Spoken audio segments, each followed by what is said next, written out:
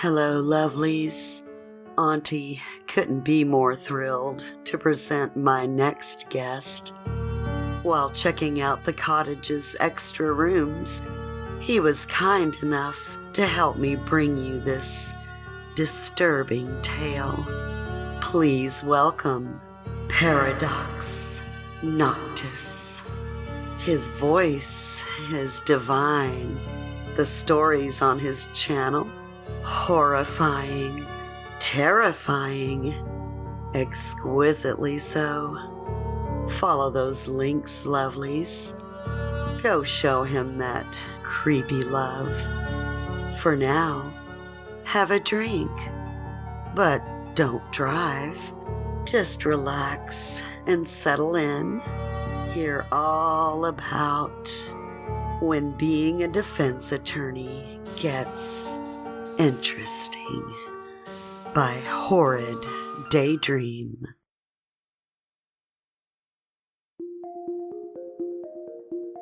For 20 years now, I have been a defense attorney in the state of California, learning the laws regarding some of the most appalling cases, ranging anywhere from those dealing with DUI, those on a white-collar level, and those dealing with human trafficking.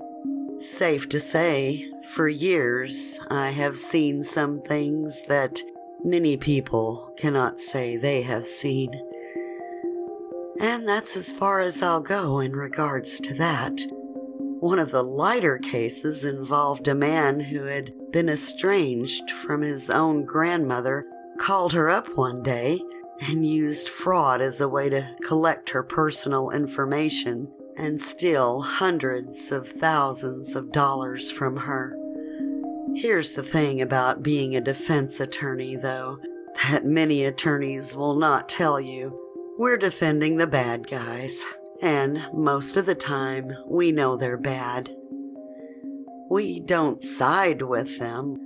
We know they're like the worst villain out of some terrible graphic novel, and yet we defend their every action, attempting to get them the best results. I'm no saint. I don't think anybody is. The story I have to share with you today is pretty simple at face value. I'll give you some of the details of the case, my one-on-one session with the police officer in charge of the case, and you can decipher then what you believe to be true about my job, whether or not it proves itself in difficulty, whether or not it sounds like the job for you, and why some cases become scarier than others. You'll soon discover why I thought this was the best place to share my story.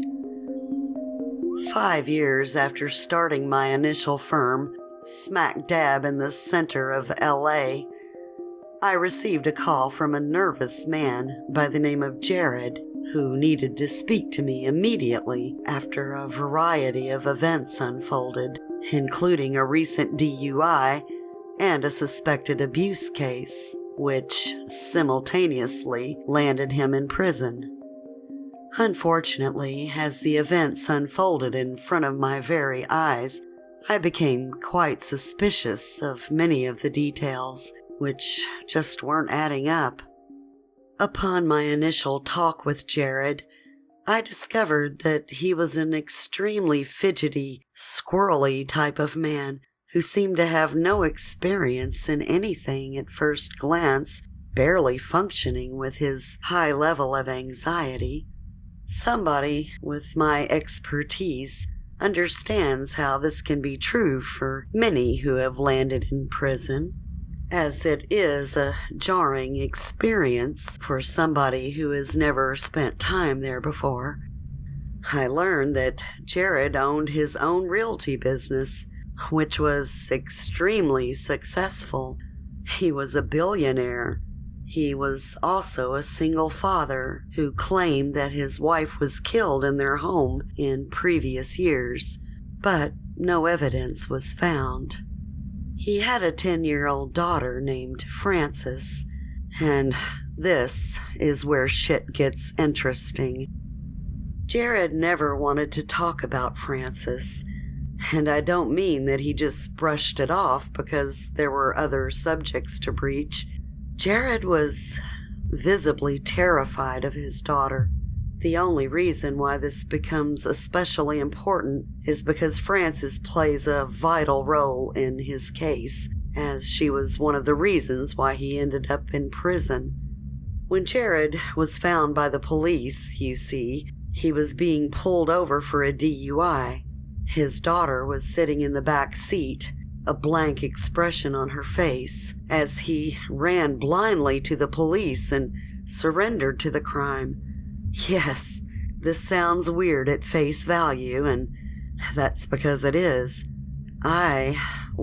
Safe to say, I wasn't sure where to turn, which brings me to the interview with the arresting police officer.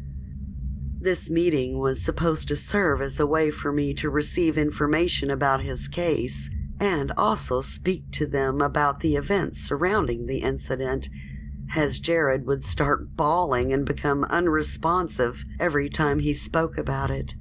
The interview with the police officer, B, goes as follows. I understand this is to be a more complicated, confusing case than many other DUI cases I have handled, and I'm not just saying that because it also involves abuse, which I also will be handling. Please, tell me more about the case. Expand upon the details I have not been supplied with, and help me understand how I can help my client. I appreciate it. Confusing to say the least. Yes, that's what this is. I've scratched my head at this case for weeks now trying to put the pieces together, but none of it quite makes sense. I guess it starts somewhere within the night of the arrest. I'll keep the details short and sweet as to not bore you. I was sitting on the side of the road, detailing my last police report, when out of nowhere this blue sedan starts swerving all over the place headed in my direction. At the last minute, Jared turned the wheel and blew down the highway, me tailing close behind. I didn't think he was going to pull over. He was going so fast and ignoring my lights. However, after another mile, he slammed on his brakes. And I mean right in the middle of the road. I almost didn't stop in time. At this point, I was pissed, and I had a good idea of what was going on. It was nighttime, of course, and there weren't many other vehicles on the road. I signaled for him to pull over, and he did. What happened then? Did he get out of the vehicle? Not right away. I waited about 2 minutes watching to see what he would do, and then I opened my door. There was movement from the backseat of his sedan. By the time I made it halfway between my cruiser and his sedan, he came out of the car screaming at the top of his lungs, "Help, for God's sake, fucking help me." I was surprised out of my mind, as you can only imagine. I grabbed a hold of Jared and, well, instead of throwing him to the ground because of how quickly he plowed into me and what a scare it gave me, I instantly felt remorse for the guy. Of course, that didn't change my charging decision, but, he seemed ecstatic with fear, a look of horror that I can't replicate to this day on his face. I wasn't sure what was going on, regarding his state of mind, But I figured, hey, this guy is trash drunk and obviously upset about something. Or he's so drunk he doesn't even know what he's spewing. So, how did the abuse come into play? Well, a breathalyzer quickly showed me that he was drunk out of his mind, as suspected. However, he said the weirdest thing to me just then. He says to me, "She made me do it. She made me drink and drive because she wanted me to kill myself. She wanted to kill me and she was going to burn with me." At this point, he's hysterical and I'm asking who the fuck he's talking about. Who is this mystery woman? He points to the back of his car, to the figure in the back seat, and it registers to me. Oh yes, there's another person in there. So I take strides to the car, and all the while he's hanging back by my cruiser, screaming and begging for us to leave. Please book him, take him to prison. Obviously the guy is out of his living mind and I'm not sure what to expect. But I go to the back of the vehicle, and there's a little girl sitting there. She's 10, and she has these big, beautiful doe eyes, but the most blank expression on her face I've ever seen, as if nothing is registering, as if there's no feeling in this girl. What did you do then? I said to her, "Hello, ma'am, how are you tonight?"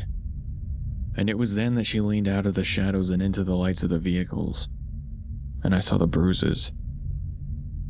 Oh man, there were so many bruises. Was it then that you called for backup? Yes, I called for backup. Jerry arrived on the scene and he almost threw up. She was so badly beaten. Her skin was basically purple, she was so abused. The marks were everywhere. It quickly went from your typical DUI to your insane DUI to a horrendous abuse case. It was cut and dry.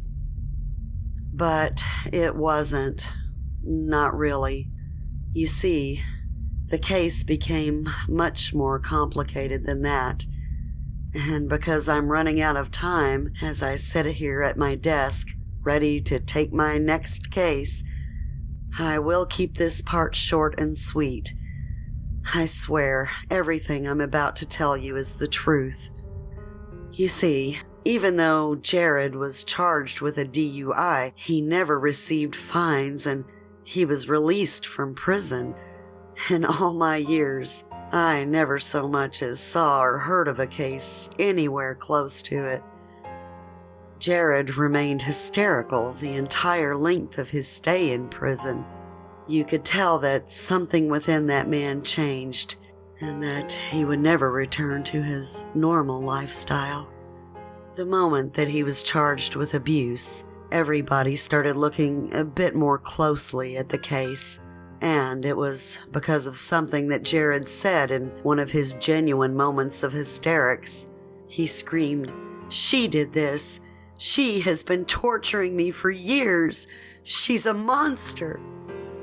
And then, to every prison guard who had turned around in this incredulous moment, Jared lifted his shirt and they saw the carvings.